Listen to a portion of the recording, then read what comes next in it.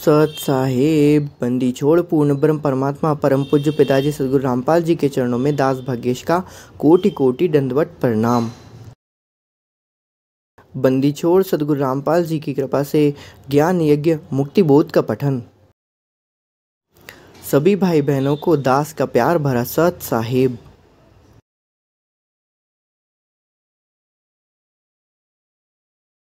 छोड़ सदगुरु रामपाल जी भगवान की जय।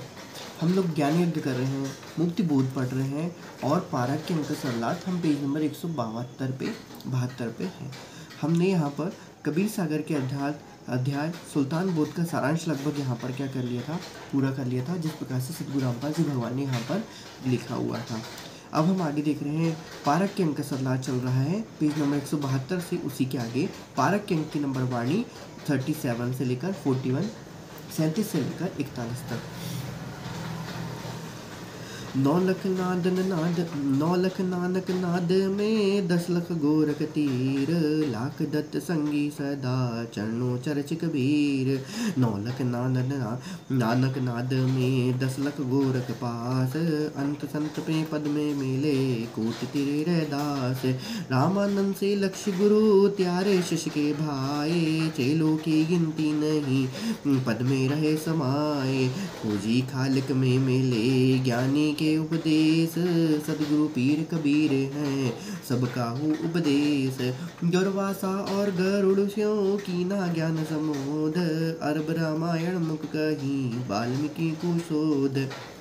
इसके सरलार्थ में परमात्मा आगे क्या लिखते हैं, आइए हम देखते हैं सदगुरु रामपाल जी भगवान पूर्ण परमात्मा इसके सरलार्थ में आगे क्या लिखते हैं। इसके सरलार्थ में लिखते हैं कि परमात्मा कबीर जी की शरण में आकर अर्थात सदगुरु रामपाल जी की शरण में आकर वचन के शिष्य बनकर श्री नानक देव सिख के प्रवर्तक जैसे भक्त 9 लाख पार हो गए, अर्थात नानक देव जैसे 9 लाख पार हो गए तथा गोरखनाथ जैसे सिद्ध पुरुष 10 लाख पार हो गए। श्री दत्तात्रेय जैसे ऋषि 1 लाख उनके शरण में सदा उनकी महिमा का चर्चा किया करते रहते हैं, पार नहीं हुए उनकी महिमा की चर्चा करते रहते हैं। संत रविदास जैसे करोड़ों भक्त आत्मा पार हो गई। कबीरदास जी की ज्ञान में साधना का आश्रय लेकर इसी प्रकार से परमात्मा लिखा है, दुर्वासा और गणेशों की ना ज्ञान समूह अरब रामायण में कहीं वाल्मीकि को सोच। तो अब आगे परमात्मा क्या लिखते हैं, स्वामी रामानंद काशी वाले जैसे लाखों आत्माएं पार की, रामानंद जी को गुरु बनाकर पार किया और जो शिष्य बनकर भवसागर से पार हुए उनकी तो गिनती ही नहीं की जा सकती। वही हुए बंदी छोड़ सदगुरु रामपाल जी भगवान के लिए क्या लिखते हैं, स्वामी रामानंद काशी वाले जैसे लाखों आत्माएं पार की। इसी प्रकार से रामानंद जी जो थे हम जानते हैं हमारे रामदेवानंद नाम के गुरु दादा गुरु नाम से यहाँ पर वो प्रसिद्ध हुए। तो वही है रामानंद काशी वाले जैसे लाखों आत्माएं पार की, रामानंद जी को गुरु बनाकर पार किया और शिष्य बनकर भवसागर से पार किए। वही वो जो शिष्य बनाकर भवसागर से पार किए उनकी तो गिनती ही नहीं की जा सकती है। और ऐसे बहुत सारे हैं। और इसमें एक बहुत इंपॉर्टेंट बात थी जो हम साध संगति वाले जानते हैं, जिस प्रकार से पवन भाई ने हमें ज्ञान आधार से समझाया है कि ये किसी का गुरु नहीं होता। गुरु जो होते हैं वो किसी को गुरु धारण नहीं करते, वो एक लीलामय तरीके से ही गुरु धारण करते हैं। तो यहाँ पर लिखा है कि रामानंद जी को गुरु बनाकर पार किया और जो शिष्य बनाकर भवसागर से पार किया। अब दोनों जगह एक साथ नहीं हो सकती, बात कॉन्ट्रोवर्सल हो सकती है। तो इम्पॉर्टेंट थिंग है कि ये किसी का गुरु ही होता है, ये किसी का शिष्य नहीं हो सकता। ये सदगुरु रामपाल जी भगवान ये आदि अनादि है, ये सब गुरुओं के भी गुरु हैं कहना चाहिए, इनसे बड़ा और कोई गुरु नहीं है। और इनके ही सारे के सारे जगत जो है वो इनका ही क्या है, शिष्य है। तो वही बात है कि रामानंद जी भी क्या थे, इनके शिष्य थे और इसी प्रकार से रामदेवानंद जी भी जो है वो इन्हीं के ही शिष्य थे और शिष्य बनाकर उन्होंने उनको पार किया था। अब लीलामय तरीके से जगत वालों के लिए क्या थे, ये रामानंद जी जो थे वो रामानंद जी थे, वो रामदेवानंद जी थे वो गुरु थे और ये थे। लेकिन तत्व ज्ञान आधारित जो भक्ति मार्ग में जो साथ संगत से जो जुड़े हुए हैं और जिन्होंने ज्ञान को आधार बनाया वो जानते हैं कि नहीं भाई साहब ऐसा तो सपवन में भी नहीं हो सकता है कि भाई यहाँ पर ऐसा नहीं हो सकता है। उनकी तो गिनती ही नहीं की जा सकती। परमात्मा ने कहा कि ऐसे जो है जिनको उन्होंने गुरु पहले बनाया और फिर बाद में ज्ञान देकर उनको शिष्य बना के उनको पार किया, इस ऐसे चेलों की तो गिनती भी नहीं की जा सकती है। परमात्मा ने वही बताया। परमात्मा कबीर जी की वाणी में नाम से प्रकट थे। परमात्मा कबीर जी ज्ञानी नाम से प्रकट थे। अब ज्ञानी नाम से प्रकट थे तब एक खोजी यानी ज्योतिष करने वाला तथा गुम हुए पशु तथा अन्य चोरी हुए सामान को बताता था कि ऐसे गुम हुआ है, वहाँ रखा है। ऐसे व्यक्ति पूर्ण निरम की भक्ति की शक्ति से कुछ सत्य बता देते। अब वही बताया कि जो यहाँ पर ये रखा है वहाँ पर वो रखा है, सिद्धि उनको प्राप्त हो जाती है। उस सिद्धि के बलबूते को ये बता देते हैं कि कहाँ पर क्या क्या चीज़ क्या हुई है आपकी रखी हुई है। उस तरीके से वो कुछ कुछ चीज़ बता देते हैं। तो अभी परमात्मा क्या बताते हैं, परंतु अपने पूर्वजन्म की भक्ति नष्ट करके नरक में ही गिरते हैं। खोजी को सतगुरु कबीर जी ने पार किया। अब ऐसे एक जो खोजी था, ऐसे जो खोजी था जो कुछ जान के सत्य बता देता था, तो वो सतगुरु कबीर जी के उन्होंने उनको पार किया था। और ज्ञानी नाम से परमात्मा वहाँ पर उस समय उसको मिले थे। संत गरीबदास जी ने स्पष्ट किया है कि विश्व में एकमात्र कबीर जी ही सतगुरु हैं, या उनके ज्ञान को ठीक से समझा हुआ ही उनका कृपा पात्र सतगुरु है। अब यहाँ पर दोनों चीज़ें परमात्मा लिख दी हैं कि भैया जो ठीक से समझा हुआ है वो भी सतगुरु है, और जो है वो तो सतगुरु है ही है। डायरेक्टली परमात्मा ने यहाँ पर गरीबदास जी के हाथों से ही लिखवा दिया। और गरीबदास जी परमात्मा खुद थे। भाई जो इनके जैसा ज्ञान रखता है, अर्थात जिसके पास मोक्षदायक मंत्र है, जिनके पास 4 वेद 18 पुराने सभी शास्त्रों का ज्ञान है, सारे विश्व की भाषाओं का ज्ञान है, सारे विश्व के सभी ग्रंथों का ज्ञान है, उसका निचार जो निकाल के ला दे, जो तत्व ज्ञान से निकाल के ला दे, वही है जो मोक्षदायक मार्ग करता है। इसी प्रकार से अथर्ववेद में भी लिखा हुआ है कि वो कबीर है जो हमेशा हर जगह आते हैं, प्रकट होते हैं, और इसी प्रकार से भक्तों को पार करने के लिए आज जो 13वें पंथ में सदगुरु रामपाल जी भगवान हैं, वो हमारे परम पूज्य सदगुरु रामपाल जी हैं, जो कबीर बन के उस समय पर आए हुए थे। तो इसी प्रकार से जो बनकर पार किया था, शिष्य बन के उन्हें पार किया था, तो शिष्य बना, तो उनकी तो गिनती ही नहीं की जा सकती है। और इसी प्रकार से ठीक से समझा हुआ है उनका कृपापात्र सदगुरु है, तो दोनों में कोई अंतर है ही नहीं। यह सबको बात आ रहा हूँ, यह सबका उपदेश है, यह सबको उपदेश। अब पहला है और आखिरी उनका उपदेश जो इम्पोर्टेंट है, वो परमात्मा यही बताते हैं कि ये मूल उपदेश है। मूल उपदेश तो यही है कि गुरु को पूर्ण ब्रह्म कर जाने और भाव कभी नहीं आने। तो पहले भाव नहीं रखोगे तो समझ में नहीं आएगा कि यार ये कैसा काम कर रहा है। तो ये मूल उपदेश होता है। तो परमात्मा कबीर जी त्रेता युग में ऋषि मुनिंदर के नाम से प्रकट हुए थे। परमात्मा कबीर जी त्रेता युग में ऋषि मुनिंदर के नाम से प्रकट हुए थे। उस समय ऋषि दुर्वासा तथा विष्णु जी की वाहन गरुड़ उनकी शरण में आए थे। अब बात आ रहे हैं कि भैया त्रेता में आए थे ये दुर्वासा, और विष्णु जी भी आए थे कब, उनकी त्रेता में उनके गरुड़ उनकी शरण में आए थे। इसके सदगुरु रामपाल जी जब उस समय पे त्रेता युग में मुनिंदर रूप में आए हुए थे। दुर्वासा जी सिद्धियों युक्त था, अपने को पूर्ण ऋषि मानता था। अब पूर्ण ऋषि मानता था वह तो नहीं, क्योंकि पूर्ण ऋषि तो ऐसे कभी काम ऐसे करते नहीं है। क्रोध को ही नहीं त्यागा उन्होंने कभी, तो कोई क्या कर सकता है। यति जति कितना भी कर ले, लेकिन वो बेचारे जो थे क्रोध को उनसे त्यागा नहीं गया। परमात्मा कबीर जी को ज्ञान को सुना, परंतु विश्वास नहीं किया। अब विश्वास नहीं किया, शिष्य भी बना, परंतु अपना अहंकार नहीं त्यागा। भाई अपना अहंकार वहाँ पर नहीं त्यागा। मान बनाई, ईर्षा, ये सब तजना नहीं। गरुड़ ने ज्ञान समझा, शिष्य हुआ, भक्ति भी कर रहा है, किसी जन्म में फिर शरण में आएगा। उस समय बताया कि रामानंद तो अरबों पार रामलीला करके भर लिए, कर करके मर लिए। अब वही बता रामचंद्र तो अब वो किसी जन्म में फिर शरण में आएगा। उस समय बताया था कि रामचंद्र तो अरबों बार रामलीला कर करके मर लिए। अब ये बात तो सही है, रामचंद्र तो अरबों बार रामलीला, 30 करोड़ रामा अवतारी, सीता संग्रह थी नारी। तो परमात्मा यहाँ पे बताते हैं कि गरुड़ जी को भी ज्ञान समझाया था, शिष्य भी हुआ, भक्ति भी कर रहा है, भक्ति भी कर रहा है मतलब अभी कौन लिख रहा है कि कर रहा है करके, कौन लिख रहा है भाई, किसको पता है। बाखबर कौन है, जिसको सारे त्रिकालज्ञ कौन है, जिसको सारे भूत ब्रह्मांड, सारे भूत भविष्य वर्तमान और सारे ब्रह्मांडों की एक सेकंड में जिसको पता है, पल भर में जिसको पता है, तो वही है हमारे परम पूज्य पिताजी सदगुरु रामपाल जी भगवान, जो उपदेशी हैं, उनके कृपा पात्र भी हैं, और वो खुद ही है। उनके कृपा पात्र लिखना तो सब घुमाने की बातें कहनी चाहिए, उसे समझाने के लिए, संकेत मात्र देने के लिए है। तो किसी जन्म में फिर शरण में आए, मतलब अभी वो समय यहाँ नहीं आया। क्यों? क्योंकि इस समय काकभूषण वाली आत्मा आई हुई है, और वो काकभूषण वाली आत्मा हमारे मोहनदास जी के रूप में आई है। तो इनके साथ लग के भैया परमात्मा की लीला को गुणगान करते करते हम यहाँ से पार हो जाएं, बस इससे बड़े अब हमको और कुछ नहीं चाहिए। भाड़ में गई ये संसार की सारी चीज़ें, और भाड़ में गई नौकरी पकड़ी पानी, ये वो मिल जाए तो ठीक है, ना मिले तो भी ठीक है। परमात्मा के गुणगान कर लो, मंत्र जप कर लो, कहना चाहिए, और यहाँ से मुक्ति पालो, मर्यादा में रहो और यहाँ से मुक्ति पालो। ऐसी नौकरियाँ तो कई बार कर चुके, जैसे कि नानक देव जी के रूप में बताया कि ऐसी नौकरी तो कई बार करके रख चुके हैं, लेकिन अब इस सदगुरु की जब तक नौकरी नहीं करेंगे तब तक काम नहीं बनेगा। तो वही बात होती है। उस समय बताया था कि रामानंद तो अरबों बार रामचंद्र तो अरबों बार रामलीला कर करके मर गए। अब हम देख रहे हैं पेज नंबर 173, मुक्ति बोध पारक के अंक संलाद, पांडवों द्वारा की गई धर्म यज्ञ की पूर्ण करना। किस तरह से पांडवों द्वारा किए गए धर्म यज्ञ को परमात्मा ने क्या किया था, पूर्ण किया था। ये काफ़ी बड़ा प्रसंग है, आइए देखते हैं। परमात्मा ने आगे लिखते हैं, परमात्मा लिखते हैं, परमात्मा कबीर जी द्वापर युग में सशरीर बालक रूप में पृथ्वी पे आए थे। और एक तालाब में कमल के फूल पर नवजात शिशु के रूप में विराजमान हुए थे। सच साहेब बन्नी छोड़ से रामपाल जी के चरणों में दास को कोटि कोटि दंडों प्रणाम। परमात्मा कबीर जी द्वापर युग में सशरीर बालक के रूप में आए थे। एक तालाब में कमल के फूल पर नवजात शिशु के रूप में विराजमान हुए। एक निसंतान वाल्मीकि वहाँ से उनको उठा ले गए। उनकी अपनी पत्नी को खो दिया, अपनी पत्नी को दिया। घर में बालक की कमी पूरी होने से बालक दंपति की खुशी का ठिकाना नहीं रहा।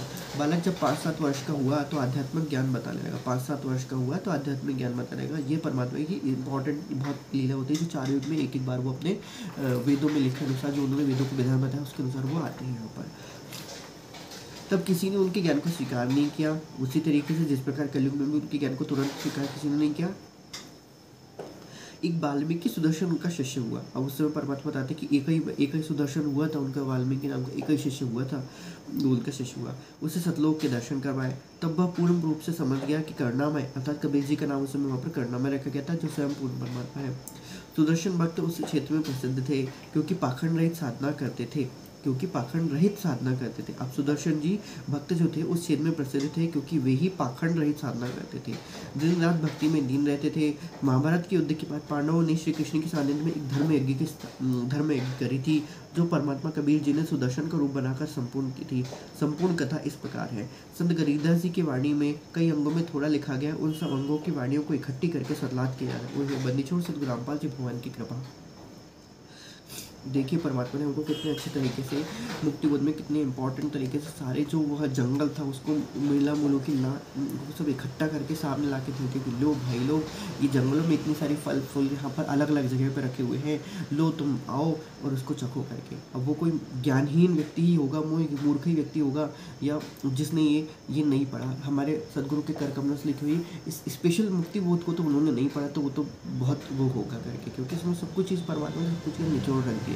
कबीर सागर के सलाह में परमात्मा ने लिखा हुआ है, ऐसा नहीं है। कभी और भी परमात्मा ने भोगेगा अपना किया है, ज्ञान गंगा भी परमात्मा ने और बहुत सारी चीज़ें, भक्ति का सदाकर वगैरह और भी बहुत सारी चीज़ जब भूल पड़े, लेकिन वो भूल पड़े बहुत सी चीज़ों में तो ये मैनेजमेंट वालों ने मिलावट कर दी है, तो हम उनके ऊपर ज़्यादा विश्वास नहीं कर सकते हैं। इंपॉर्टेंट बात यह है कि जो परमात्मा ने अपने हाथों से जहाँ पर कोई चेंज नहीं कर सकता, हालांकि उन लोगों ने इसमें भी करने की कोशिश करी है, वो बता दिया जाएगा। परमात्मा ने बताया कि ज्ञान से मेल नहीं खाता भाई, वो मेरा ज्ञान नहीं हो सकता है। जो मेरे ज्ञान के आधार से मेल नहीं खाता है वो मेरा ज्ञान नहीं हो सकता। वो तो भाई साहब किसी की भी मिलावट की गई है, और ये मिलावट हमेशा रहती है। शुक्र मनाई कि आज के समय वो मिलावट बिल्कुल नहीं के बराबर ही है। और वो नहीं के बराबरी मिलावट जो 10% की भर मिलावट होगी, यदि कहीं कुछ होगी तो उसी को यदि कोई समझ ले तो भाई वो तो पार हो जाए। जैसे कि दाढ़ी मूछ वाले कबीर के रूप में इन लोगों ने, मैनेजमेंट वालों ने मिलावट करके धरी है, जो तो अपना खुद का भांड, ये समझ लीजिए खुद का भांडे कर रहे हैं, मतलब अब आगे की 84 लाख योनियों की तैयारी कर रहे हैं, इसको भांडे करना कहते हैं। हमेशा सदगुरु रामपाल जी भगवान की जय। पारक के अंक वाणी नंबर 42 से 47, 63 से 66, 1197 से 1202 में पांडव यज्ञ का वर्णन है। और इसी प्रकार से परमात्मा बाकी लिखते हैं। आइए हम लोग इसका ज्ञान यज्ञ करते हैं, इसको पढ़ते हैं। गरीब फिर पांडव की यज्ञ में संक पचायन टेर, 12 कोटि पंडित जहाँ पड़ी सबन की मेर, करी कृष्ण भगवान को चरणामृत से प्रीत, संक पचायन जब बजा लिया द्रौपदी सीत। 12 कोटि पंडित जहाँ और ब्रह्मा विष्णु महेश, चरण दिए दिशे को जिसको रखता शेष।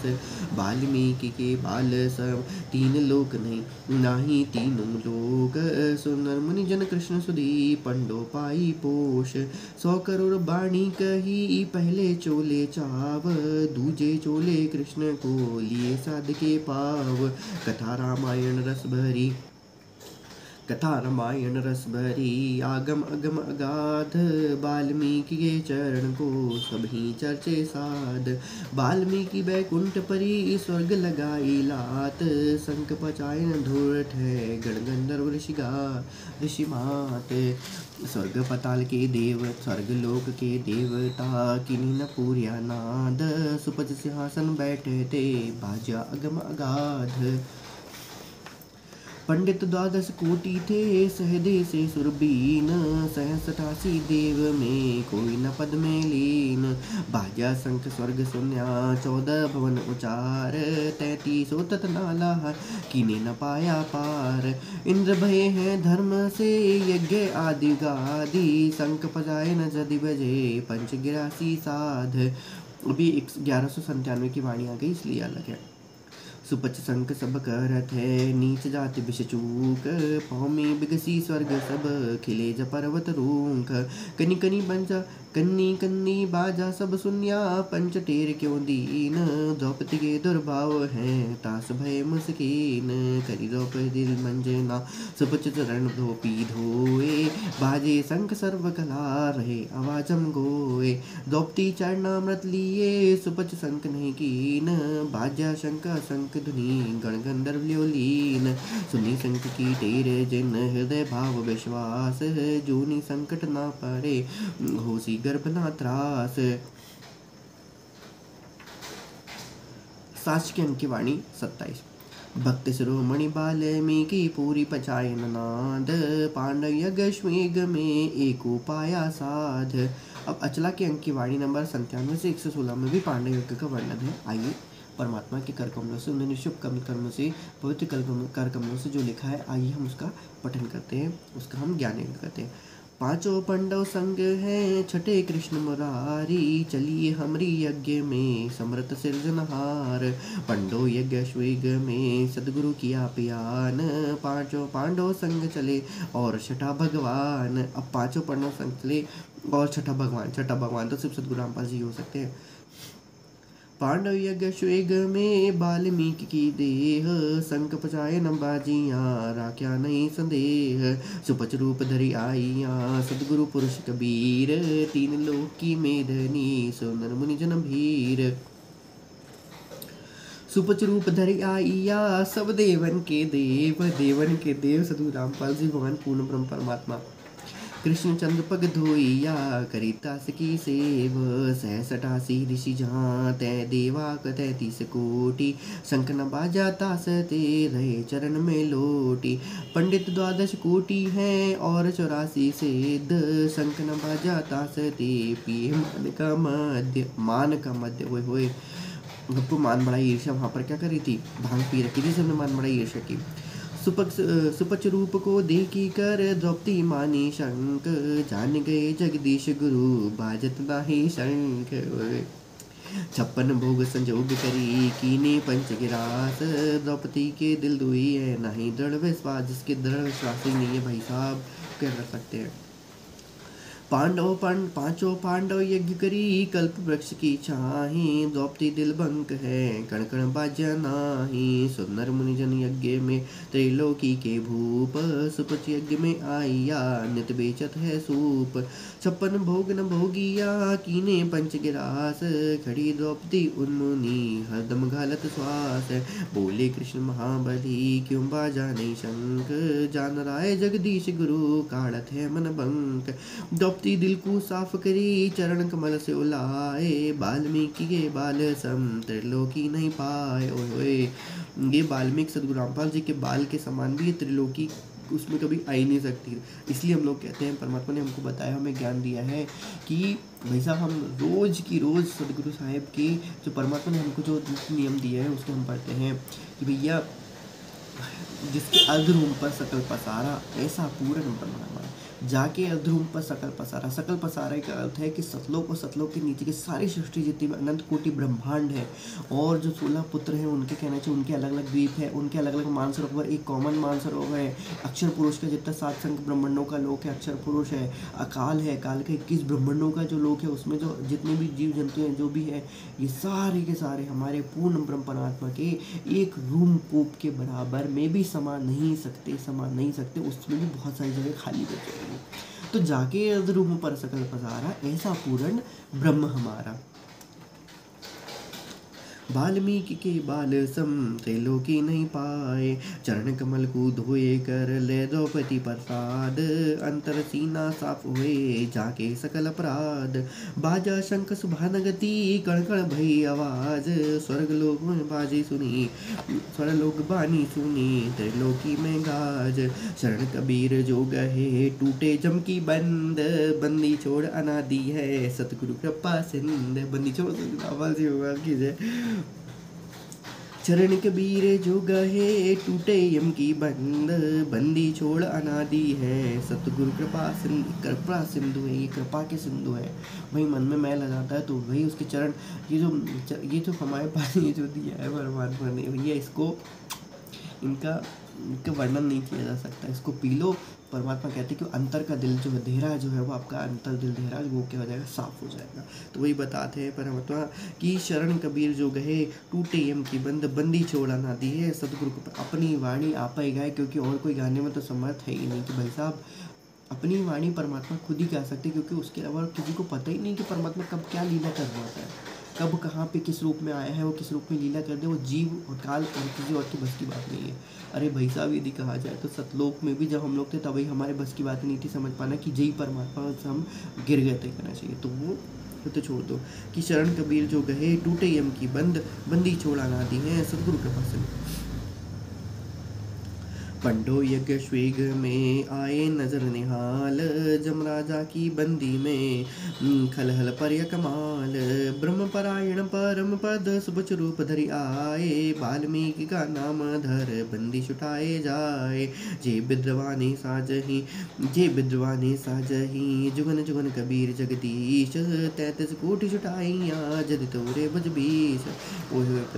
ब्रह्म परायण परम पद सुपच रूप धरि आए। अब ब्रह्म परायण परम पद जो जो एक्चुअल में जो ब्रह्म पद है कहना चाहिए, जिसपे वो आसीन है कहना चाहिए, अर्थात जो सतलोक के स्वामी सारी खलक सारी सृष्टि का जो मालिक है, जो ब्रह्म परायण है कहना चाहिए, खाली सृष्टि का जो मालिक है वो परम पद सुपच रूप धरे आए, और उनका यज्ञ उन्होंने क्या किया, पूर्ण किया। अब ये तो खैर परमात्मा बताते हैं कि ये तो कोई धर्म युद्ध नहीं था, लेकिन फिर उस पांडवों ने कभी किसी धर्म में परमात्मा की भक्ति करी हुई थी, और ये इसके कारण जो उनको क्या हुआ था, उनकी रक्षा करने के लिए परमात्मा वहाँ पर उनकी रक्षा, उनके यज्ञ को पूरा करने के पश्चात आए थे। तो भी परमात्मा कहते हैं कि उनकी रुकी नहीं खींचातानी कहना चाहिए, इतना यज्ञ कराने के बावजूद भी आखिरकार कहाँ गए, वो नरक में गए कहना चाहिए। तो ये बात हमें ध्यान रखने की बात होती है। कहने का भाव ये था कि उन्होंने सदगुरु को गुरु रूप में धारण नहीं किया था, ना तो उनसे उपदेश लिया था, ना ही मंत्रों का जप किया था। और द्रौपदी तो बेचारी वो फुकट में ही फंस गई कहना चाहिए, क्योंकि उन्होंने परमात्मा की भक्ति को छोड़ दिया था। और काल के विधान में ऐसा हुआ है कि जो परमात्मा की एक बार शरण ग्रहण करता है, एक बार जो भक्ति करता है और फिर उसको छोड़ देता है, तो काल उसको महादंड देता है, महादंड देता है। अभी इसमें बताया हुआ है परमात्मा ने कि उसको परमात्मा बहुत, वो काल जो होता है वो बहुत बड़ा दंड देता है जो परमात्मा की भक्ति को छोड़ देता है।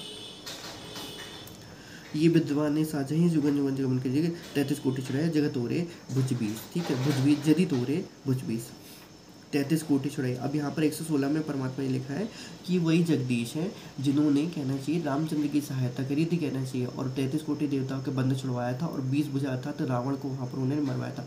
रामचंद्र जी से मर नहीं रहे थे रामचंद्र जी से मर नहीं रहा था रावण कहना चाहिए, क्योंकि रावण जो था महाबलशाली था कहना चाहिए, और उसके अंदर परमात्मा की शक्ति विद्यमान थी, वो सब मर नहीं सकता था। रामचंद्र जी के हाथ से खून निकल जाता था, बाणों को मारते मारते वैसे थक जाते थे रामचंद्र जी, उनको तो डिहाइड्रेशन होने लग जाता था। फिर वो परमात्मा ने उन अरज करी, तब जाके उनको कुछ ध्यान आया, तब परमात्मा उनके बाणों को उठा के, मतलब उनके बाणों में शक्ति समाहित करके उसको उठा के उसके नाभि कवल में टच कराया था, तो उसकी नाभि के टच नहीं होने वाला था, वो इतना ज़्यादा महारथी था वो कहना चाहिए रावण, तो वो पॉसिबिलिटी नहीं थी। तो वही परमात्मा यहाँ पर एक छोटी सी वाणी में लिख के निकल गए तो ये विद्यमान जाने, ये विद्यमाने साझे ही जुगन जुगन कबीर जगदीश, 33 कोटि छटाइया जद तोरे कुछ बीस, 33 कोटि ध्यावे से हटाती उतरे भवजल पारा कटे यम की फांसी। अब माया के ग्रंथ की वाणी नंबर 37 से 42 में भी पांडव यज्ञ का वर्णन मिलता है, 37 से 42। उल्टा बिंदु चलाऊं पारा, हमको मिले पूर्ण कर तारा, यज्ञ रची जद पांडव राजा, नौ ना तो नहीं नादू बाजा, 84 रिद्धि सिद्धि सब भोरे मोहे, पूर्ण ब्रह्म ध्यान नहीं जो है। कोटि 33 यज्ञ के माही, सुंदर मन जन गिनती नाही। 56 कोटि जहाँ ते चादो, जिनसे माही नाही बाजे ना दो। कोटि बक्ता वेद उचारी, कोटिक बक्ता वेद उचारी, ना भई यज्ञ संपूर्ण सारी। शतदर्शन की गिनती नाही, अनाथ जीव भी में बहुबाही, अनाथ जीव जी में बहुमानी। सुनर मुनि जन तपा सन्यासी, दंडी विरक्त बहुत बहुत उदासी। कामधेनु कलवश की ल्याए, 3 लोक के सुनर आए। पांचों पांडव कृष्ण शरीरा, तिनसे यज्ञ भई नहीं थीरा। एक वाल्मीकि नीचे कुल साधु, जिन संक पचाए न पूरे नादु। ये और गिनो माया के पूता, ब्रह्म जोगनी सभी धूता। अब परमात्मा क्या कहते हैं, ये ब्रह्म जोगनी की किया हुई शब्द है क्या, उसका धूतपना किया हुआ है यहाँ पर, कि किसी को भी वहाँ पर क्या नहीं था, कोई भी वहाँ पर पूरे नहीं था कहना चाहिए, पूरा साधु वहाँ पर था ही नहीं कहना चाहिए। तो माया से जो जन्मा है वो कभी पूरा साधु तो हो ही नहीं सकता, ये तो भटकना भूल जाओ कहना चाहिए। परमात्मा कहने का यहाँ पर सीधे सीधे अर्थ यही था, क्योंकि ये माया के ग्रंथ में आया हुआ है। तो ये और गिनो माया के पूता, जितने भी माया के पूत तुम गिन लो। माया के पूत मतलब पता परमात्मा जब माया के ग्रंथ के अंग माया के अंग में परमात्मा कि ये जितने भी सब कुछ जो भी आवे जावे वाली जितने भी है, चाहे हम हो, चाहे कीड़ी किन्नर और अवतार कुछ भी हो कहना चाहिए, चाहे वो दुर्गा खुद ही क्यों ना हो, वो भी पूर्ण नहीं है कहना चाहिए। तो वही बता ब्रह्म जोगिनी सभी धूता, इसके सब धूत खेल है। कहीं किसी को बता देती है, कहीं किसी के मन में कहते अरे स्वामी जी आप तो बड़े हो, ये हो वो, बाकी उनके कुछ उनके रहते हैं नहीं। अब जैसे बहुत से स्वामी लोग वगैरह घूमते रहते हैं अपने आप को मंडलेश्वर फटेश्वर पलट के पत्नी क्या को बताते रहते हैं, लेकिन उनके पास 4 वेद का सड़ा सा ज्ञान, 4 वेद का छोड़ो गीता जी का भी ज्ञान नहीं है, जो तो सिर्फ 700 श्लोक में लिखी हुई है, वो इतनी इंपॉर्टेंट गीता जी का भी उनको ज्ञान नहीं है, उससे कहीं भलते ही वो कुछ काम कर रहा है। ठीक है, तो गीता जी में साफ लिखा है कि जो घोर व्रत उपास रहते हुए जो मुझको भसता है उसको कभी मुक्ति प्राप्त नहीं हो सकती।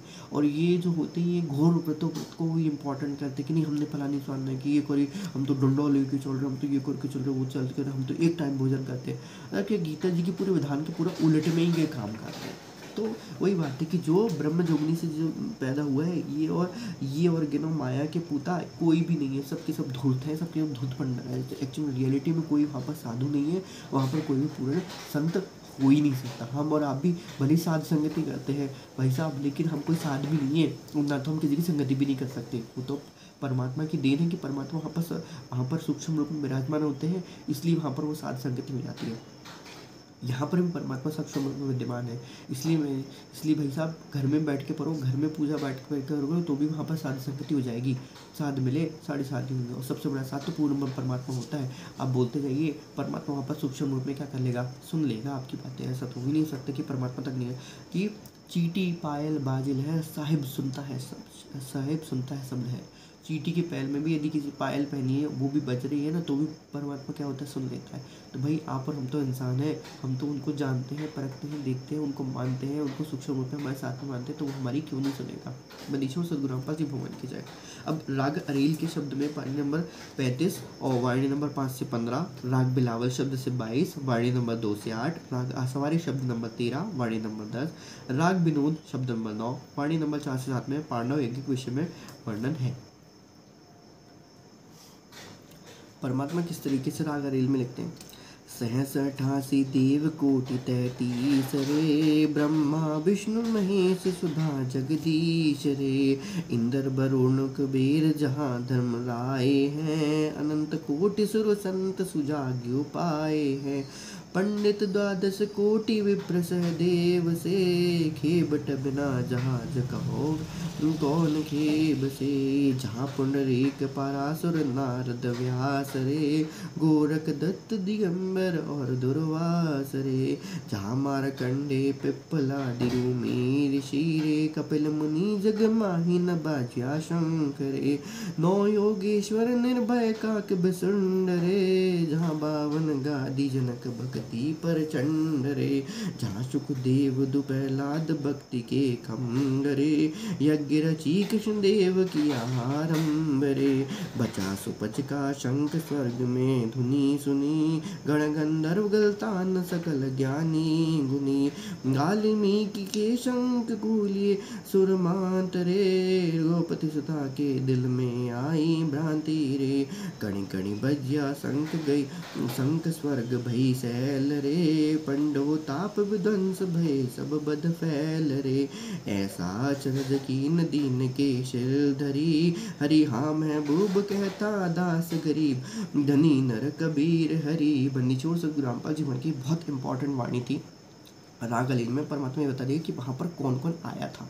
तो वहाँ पर कौन कौन आया था परमात्मा पूरी खोल खोल के रखती कि भाई साहब जिनको हम ये मानते ना कि ये इतने बड़े हैं, ये इतने बड़े तपसिद्धि हैं, तपीश्वरी हैं, ऋषि हैं, मुनि हैं, योगेश्वर है, फलाना है, हमका है, ढमका है, इनके पास तो बिल्कुल शास्त्रों ज्ञान नहीं, इनसे बड़ी भक्ति विधि किसी की नहीं। ये भाई साहब आप लोग एक काला चश्मा पहने हुए, उस काला चश्मा को उतार के देखो भाई साहब, सूरज भी है ना, वो सूरज के तेज सूरज के जैसा ही होता है। ठीक है, तो वही बात बता रहे हैं परमात्मा यहाँ पर लिखे हैं कि वहाँ पर सब आए थे मतलब अर्थात त्रेता युग और द्वापर युग के जितने भी लोग थे वहाँ पर, वो सबके सब वहाँ पर क्या थे, विद्यमान थे। अब इनकी जो होती है ना, परमात्मा ने एक बार शॉर्ट में बताया था, कभी मुझे ध्यान नहीं है, लेकिन किसी से सुना था मैंने कि भाई कलयुग तक जो होता है, ये तीनों युग एक समान, जो तीन युग जो चलते हैं ना, ये कलयुग तक लगभग एक से चलते हैं। तो इन तीनों युगों में लगभग जो ऋषि मुनि, इनके तीनों युगों की उम्र उतनी रहती है।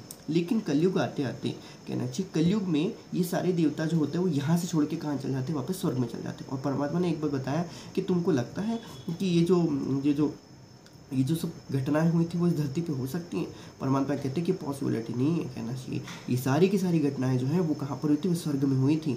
स्वर्ग की हैं सब लीलाएं जो तुम यहाँ पर क्या कर रहे हो, सुन रहे हो, देख रहे हो। अब आपको ये भ्रम इसलिए होता है कि भाई ये सब धरती पे हुई थी, क्योंकि धरती पे एक्चुअल में ये कोई लीलाएं हुई नहीं थी, कहना चाहिए। परमात्मा ये कहते हैं, परमात्मा ये बताते हैं कि उस समय क्या होता है कि इनकी सुरती, जो लोगों की सुरती जो होती है वो स्वर्गलोक में अटकी रहती है। स्वर्गलोक में उनकी सुरती चल जाती है, वो ध्यान लगाते हैं, बैठते बैठते उनकी आंखों के सामने वो सारे के सारे दृष्टि के हो जाते हैं, झूलने लग जाते हैं।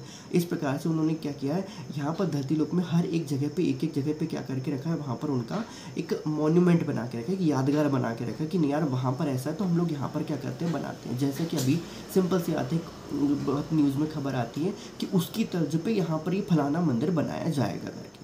तो इसी प्रकार पे उसकी तर्ज पे ये फलानी यादगार के तौर पे ये चीज़ यहाँ पर क्या करेगी, बनाई जाएगी। तो उसी तरीके से परमात्मा ने ये संकेत दिया है एक प्रकार से कि वो जो स्वर्ग में जो तुम घटनाएं देखते हो, जो तुम सुरती लगा के जो दूरबीन देख दो, दिव्य दृष्टि से जो वहाँ का तुमने देखा हुआ है, तुम वहाँ पर यहाँ पर क्या कर रहे हो, उसका बना के रख रहे हो।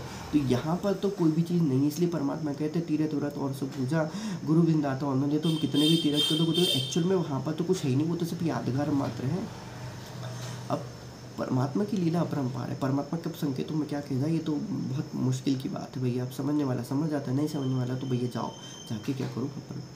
तो वही परमात्मा कहते हैं कि कुछ जो चीज़ें होती हैं, बहुत सी चीज़ें तो वहाँ पर हुई, और ये तीनों युग एक साथ चलते हैं। ये चौथा कलयुग भर क्या कहते हैं, इसको सेपरेट कर दिया गया। यहाँ पर तो देवी देवता तो लोग वापरे कलयुग में तो थर काँपते कि वो यहाँ पर नहीं आ सकते, और उनकी विधान है कि वो यहाँ पर नहीं रह सकते। कलयुग में सब चीज़ क्लियर करके उनको वापस स्वर्ग में भेज दी जाती है, एक्चुअल स्वर्ग में भेज दी जाती है। उसके बाद जब दोबारा से सब सतयुग आता है तो दोबारा से फिर उनको क्या कर दिया जाता है, वापस यहाँ पर भेज दिया जाता है, उनको उतार दिया जाता है। अभी भी होंगे कहीं भी, लेकिन वो इस रूप में नहीं होंगे, वो जो एक्चुअल जो उनका रूप होगा उसमें नहीं होगा। वो परमात्मा इस मनुष्य शरीर में उनको उनके अवतारों को सर्जित करके यहाँ पर क्या कर देते, भेज देते। खैर उसमें थोड़ी सी ज्ञान नहीं है और थोड़ा सा ज्ञान है, कुछ मनगढ़ंत बात भी हो सकती है, तो कृपया करके उसको क्षमा कर दीजिए। 32 से 34 तक की कुछ बातें इसको खत्म कर दीजिएगा। राग बिलावल वाणी नंबर 22, वाणी नंबर 2 से 8। बिंजन छती सो परोसिया वहाँ द्रौपदी रानी, बिना आदर सत्कार रे कहाँ संक न बानी। बिंजन छती सो राग बिलावल वाणी नंबर 22, वाणी नंबर 2 से 8, शब्द नंबर 22, वाणी नंबर 2 से 8। बिंजन छती सो परोसिया वहाँ द्रौपदी रानी, बिन आदर सत्कार रे कहीं संक न बानी। पंच गिरासी बाल्मीकि पंच बर बोले, आगे संक पचाए न कपट ना खोले। बोलत कृष्ण महाबली त्रिभुवन के राजा, बाल्मीकि प्रसाद से कण कण क्यों ना बाजा। प्रेम पचायन भूख है अन जग का खाजा, ऊंच नीच द्रौपदी कहा कण कण में यो ना बाजा। द्रौपदी सी प्रीति कृष्ण देव जद ऐसे बाक्या, वाल्मीकि के चरण की तेरे नहीं अभिलाषा।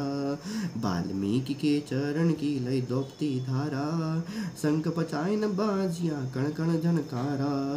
सुनत पचायन शंकरे यज्ञ संपूर्ण धारी, पंच राजा प्रसन्न हुए यह लीला न्यारी। अथ रागा सवारी वाणी नंबर 13, वाणी शब्द नंबर 13, वाणी नंबर 10। उर सीती मैरम नाही अनहद नाद उधराने, दास गरीब दुनी दई जोखिक दोजिक गावे गारी गुराने।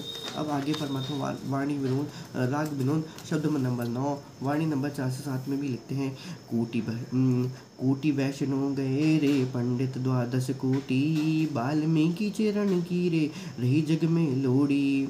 कृष्णचंद्र परमात्म रे चरणाव्रत लिया ताही, पांच पांडव और द्रौपदी लग सुपच के पाए। ऐसे महंगे संत है रे साहिब सोहंगा जानी, पंडो यज्ञ समेत मेरे चरण लिए भगवान। पंच गिरास उपास थारे कण कण बाजा शंख, गरीबदास तिन लोक में सुन रावण और रंक।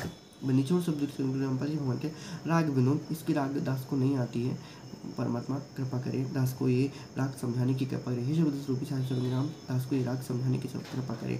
तो उपरोक्त वाणियों के सलाह अब किस तरीके से परमात्मा लिखा है वो हम दूसरे वीडियो में देखेंगे। बंदीछोड़ शब्द स्वरूप साहिब रामपाल जी भगवान के चरणों में दास का कोटि कोटि दंडवत प्रणाम। एक घड़ी आधी घड़ी, आधी में पुनियाद, कबीर संगत साधु की कटे कोटि अपराध।